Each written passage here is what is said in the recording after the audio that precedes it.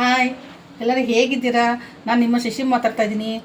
ನೀವೊಂದು ತುಂಬ ಒಳ್ಳೆ ರೆಸಿಪಿ ತೊಗೊಂಡು ಬಂದಿದ್ದೀನಿ. ಏನಂದರೆ ಅದು ಹೇಳೋಕ್ಕೆ ಆಗಲ್ಲ, ತಿಂದರೆ ಗೊತ್ತಾಗುತ್ತೆ. ಫಸ್ಟ್ ಟೇಸ್ಟ್ ಮಾಡ್ತೀನಿ. ಆ ಥರ ತಿನ್ನಲೇಬೇಕನ್ಸುತ್ತೆ. ಅದಕ್ಕೆ ನಾನು ಒಂದೇ ದೇವ್ರಿಗೆ ಬೇಡಿಕೊಂಡು ತಿಂತೀನಿ. ನನಗೇನು ತಲೆನ ಜಾಸ್ತಿ ಕೊಡಬೇಡಪ್ಪ ಅಂತ.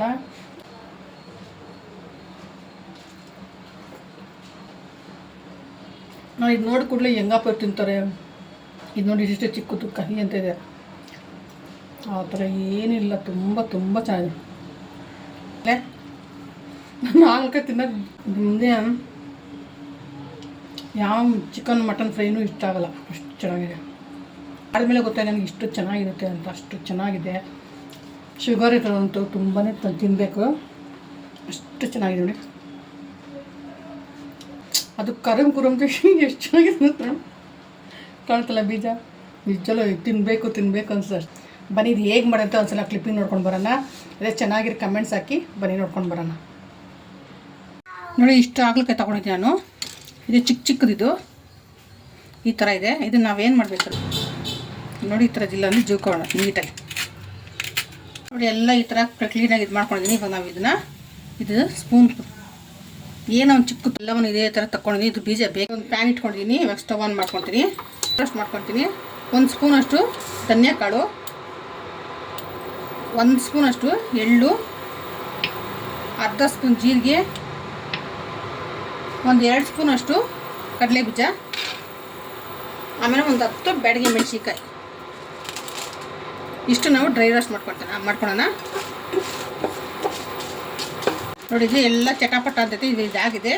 ಇದು ತಣ್ಣಗೆ ಆಗಿಬಿಡೋಣ. ಸ್ವಲ್ಪ ಬಿಸಿದಂಗೆ ನಾನು ಇವಾಗ ಒಣ ಕೊಬ್ಬರಿ ಹಾಕ್ತಾಯಿದ್ದೀನಿ. ನೋಡಿ, ತುರಿದ್ರೆ ಇದು ಸುಮ್ಮನೆ ಬಿಸಿ ಮಾಡೋಣ. ಇದು ಸ್ಟೋವಲ್ಲಿ ಅನ್ಸೋದು ಬೇಡ. ಈ ಬಿಸಿಗೆ ಇದು ಸಾಕಷ್ಟೇ.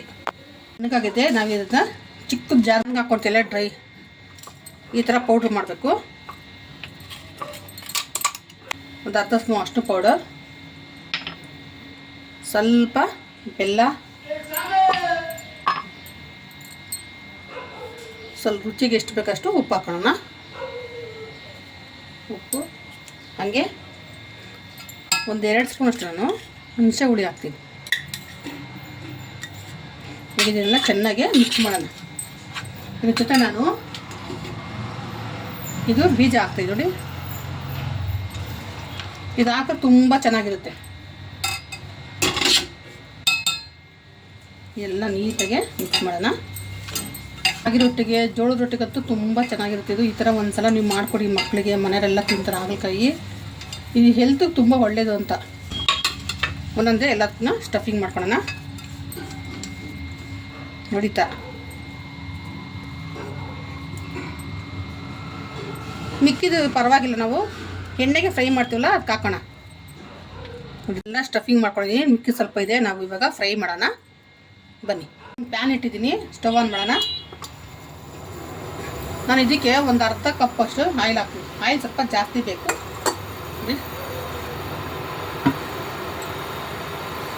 ಬಿಸಿಯಾಗಿದೆ. ಒಂದೊಂದೇ ನಾವು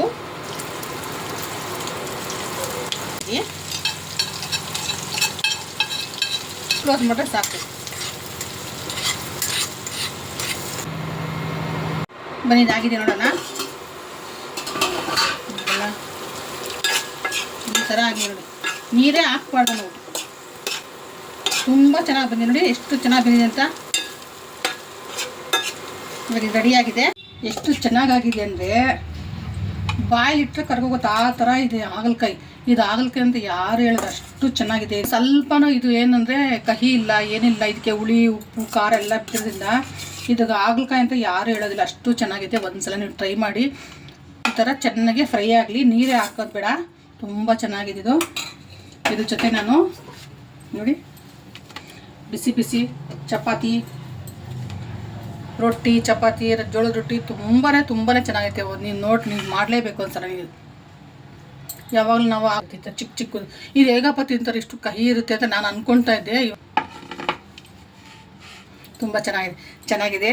ಒಂದ್ಸಲ ಟ್ರೈ ಮಾಡಿ ತಿಂದು ನನಗೆ ಒಳ್ಳೊಳ್ಳೆ ಕಮೆಂಟ್ಸ್ ಹಾಕಿ. ಓಕೆ, ಬಾಯ್.